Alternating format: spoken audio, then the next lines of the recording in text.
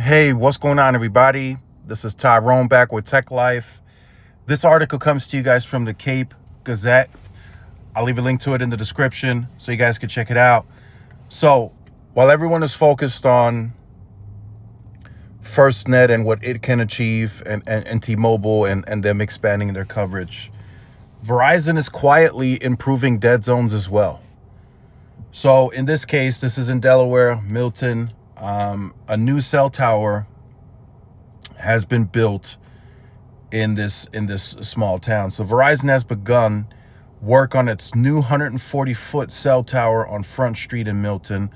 The tower and its antennas have been erected with electrical work still to be completed before the tower can begin service. So Verizon is still enhancing and improving its network too.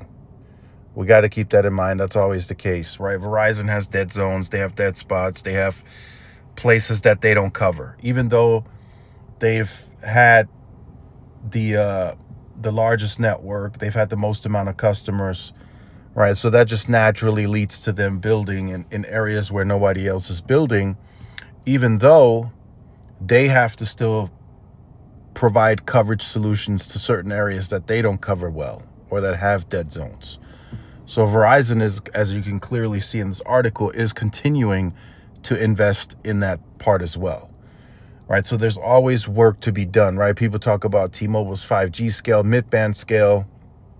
Well, let's match this scale first, right? The overall network scale. And who knows, T-Mobile might have service in this town already and Verizon's just catching up, right? We don't know, but the thing is, Verizon is continuously trying to improve its services across the board, right? That's the takeaway from this article. And there's, of course, many more towers that they're going to be building this year and next year. So I don't want that to be forgotten, right? Verizon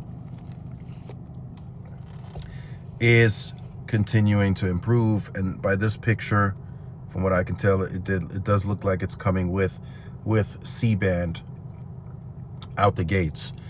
So mid-band, very important for Verizon. As I've mentioned, by me, no C-band, the experience is a big roller coaster.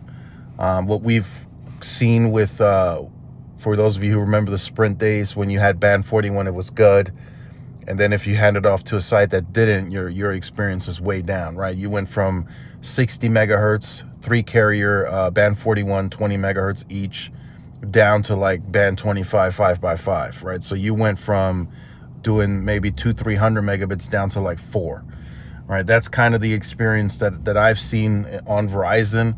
But of course, once they get more and more C-band out there, that will change.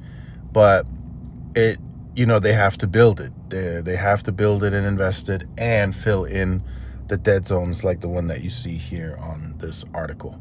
So let me know your thoughts in the comments. Like, share, subscribe. See you in the next one. Peace.